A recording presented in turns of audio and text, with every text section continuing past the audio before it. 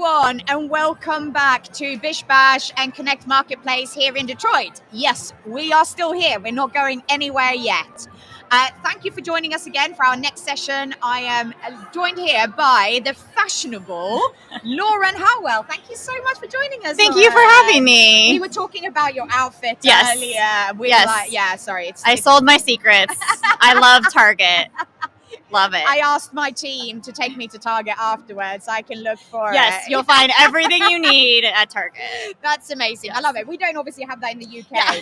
So got to take my... Maybe I shouldn't tell you to go because then it's like you go in for toothpaste and you end up with like $400 Yeah. worth Well, of it's the same as IKEA. Yes. You go in and you want to buy some candles and you spend like $100. Yes. Type of thing, and then you have an ice cream and some meatballs. Yeah. You just spend all your money. It's great. Anyway, we're not here to talk about Target or IKEA, but good introduction. Fine. So Lauren, you are a connector, strategic thinker, and destinations expert. Ooh, I love that. Yeah, I'll take it. And you are the general manager for the Las Vegas part of Imprint Events Group. Correct. Yes. Amazing. What does Imprint Events Group do? So Imprint Events Group is a destination management company that's located not only in Las Vegas, my hometown, but it's also in most of Colorado, same with Orlando and the surrounding areas of Orlando. So we cover quite a bit of ground. Well, we're actually coming to Orlando in October, so we should definitely connect about my that. My team there is fabulous. So. We'd love some good tips because I've never been there before. Oh, there's lots of things there too. But there's Target there in Orlando. Oh, yes. Target, amongst other things. I'm gonna need to start saving some money, right? Exactly. We're obviously talking about Las Vegas as well because we've been there 3 times this year already, and we're coming you're back. Locals. We know the scene, but for anyone who hasn't been to Las Vegas, what would you say? What would the locals do? So I was just actually telling, I have a newer team member on, and I was just telling you have to find your hidden gems and the things that you love. And for me, like we're talking about, experience and food hits high on my list. So I would definitely say the barbershop is a hidden speakeasy in the Cosmopolitan. And so you have to find it to figure out what it is. Oh, is it the really small gin bar? Yes. I've been there. So you go through and it's a barber shop and they're cutting hair and they open a janitor's closet and behind it is a full bar with a live music venue. Okay, that's not the one I've been to, but I've been to another one in Cosmopolitan Hotel. Yes. It's a really small gin bar. I don't know what it's called. We literally found it. Is it tequila? Maybe yes, tequila. It's Ghost Donkey. You found Ghost Donkey. Yeah. That's awesome. Jesus. It only has a colorful donkey on the door. Yeah, so you can ask me about Ghost Donkey. Wow. Yeah. Okay, so there's another one. I've got to go back there then and find this. There's another barber shop. Yes. See, I feel quite proud of myself. Yes, I know. Between herbs and rye and all that. Yeah, See, maybe I should come and visit. I should go and work at Imprint Events Group, right? Exactly. You get to learn everything about Vegas. It's the most fun job there is.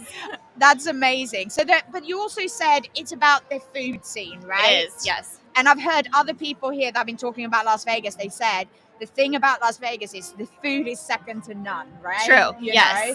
You get so many worldwide restaurant groups. Oh yeah, special Hell's chefs, Kitchen, Gordon Ramsay. You have Giada's. You have all these lovely restaurants that are created by celebrity chefs. But then once you get off the strip as well and go experience the local food scene, there's incredible chefs and restaurateurs that are doing amazing things and can offer very similar experiences as well if you kind of adventure away from the strip. Yeah, exactly. I think that's the thing. People know Las Vegas for the strip, but it's so much more than the strip as well. Like Fremont Street, I absolutely love. It's the old Las Vegas. It is old Las Vegas, but it is transforming. Yeah. And it's truly, to us as locals, we love Fremont area because it's a little bit more accessible.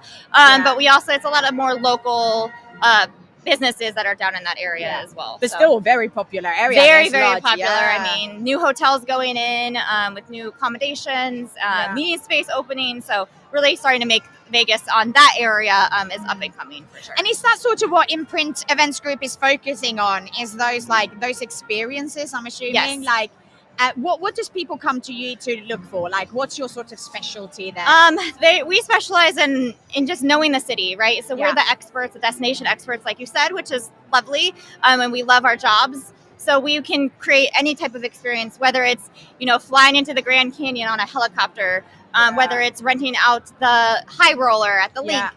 There's so many great things that you can do, and Vegas is always evolving, which is why I love so much of selling Vegas, is because there's always something new there. Yeah, absolutely. Yeah, it's evolving all the time, right? Yes. I feel like sometimes I always find new places, and I've been there 4 times, and I still haven't managed to visit everything. Yeah. Oh no, because there's so much. Yes. Yeah. And there's so many new things that come about, and then you want to go visit your favorites and where you're comfortable, and so it's one of those wonderful places that we just love it. Yeah. So. And how has your clients? How has their demands for your services changed since sort of pre-pandemic to now post-pandemic to some extent, right? How has that sort of changed? Well, and I think as you look at the landscape post-COVID, right? What we all went through, how that banded us together. I think partnerships and relationships is truly the thing that ties us together. And when you're coming into a destination that you may or may not know, and you may have lost all of your contacts, you may not know who to reach out to, you may not know what the landscape looks like. I think a destination management company such as ourselves, it's really important that you do partner with them, because they can literally tell you and book for you and plan for you all of the things that they know and trust. And so not only are you getting that experience, but you're also getting partners that are partners with the entire city. So I think we're seeing that as being the most important thing as we come out of the pandemic, is that kind of experience. And those relationships that are really, really important. And I think that's the thing in terms of relationships for you guys. It's obviously you get to know the clients, what they want, and then you can build on that and deliver amazing experiences. And that's our favorite thing as relationship builders. That sounds amazing. There's another thing I want to talk to you about, and it's about diversity in the events industry. I do speak to a lot of people about this, but it's a subject we're very passionate about in events, and I'm personally very passionate about it too. And you've got a great quote on your LinkedIn profile, and it says, diversity is being asked to the party. Inclusion is being asked to dance. Tell us, what do you mean by that? It was a quote I had found, and it really struck a nerve with me. I also am very passionate about diversity, diversity in your background, diversity in kind of every part of life. I think as we come back and we build teams, and I think this is such an important part of building teams, is that diversity, strength. And so to me, it's not just having the look of a team, right? It's truly having the team members that have that background, that can fill knowledge. I have team members with background from catering, from events, from fashion, we're pulling from all areas of industries, because that helps us be better. And so giving that opportunity then to not only excel, but then to really grow, I think is really important when you're looking at just getting more diversity into the industry. Yeah, absolutely.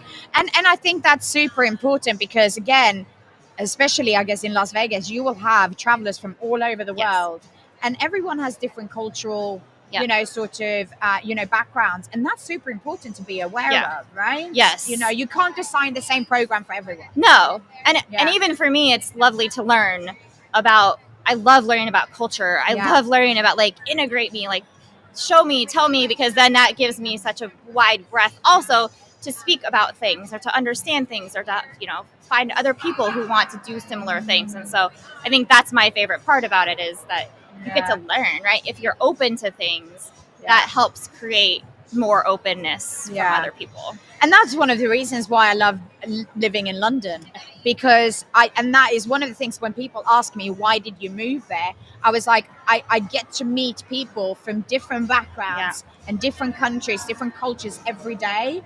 And I get to experience, or get to learn what they have, what their differences are. And I love that. Yeah, it's been probably one of my favorite things about taking a leadership role is the empowerment, right?